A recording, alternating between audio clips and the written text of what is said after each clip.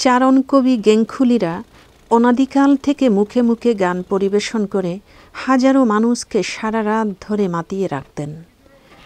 গেংখুলি গান পরিবেশন করার আগে কুলা বা থালায় সাজিয়ে একটি পূজার ব্যবস্থা করতে হয়। আমাদের চাকমার ইতিহাস এই গেংখুলির মাধ্যমে প্রকাশ করি। অর্থ হলো এই যে জ্ঞানে রেখে জ্ঞানের থেকে বাইর করে এইগুলি খুলি বলা। দাঁড়িয়ে থাকলে বলে সহদি একটা দিবে মারে মই ফেলে যাওয়ার কত বন্দনার মধ্যে আন্দিক খাবি বলে মজদক ফেরা বুঝেন না সরের দক পাইতানো আমলত অর্থাৎ গুরু মরি গেল মজিতি কান্দারা যখন হাতে গেল দিবে চোখ হইয়া কি বন্দুক মারি রাই বলি দরকার লেগিল রায় ধরি। গেংখুলি গানে মোট ২১টি পালা রয়েছে, আর সে পালার রয়েছে অনেকগুলো উপপালা।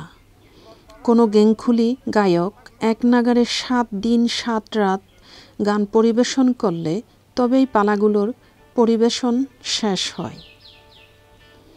রমণীমোহন গেংখুলি তেমন একজন চারণ কবি যিনি কাপ্তাই বাঁধের পরে বিলাইছড়ি থেকে উৎখাত হয়ে সাঙ্গুর উজানে বড়মদক বলিবাজার হয়ে বর্তমানে বান্দরবানে ফাইসরার উজানে আমতলিতে বসবাস করছেন।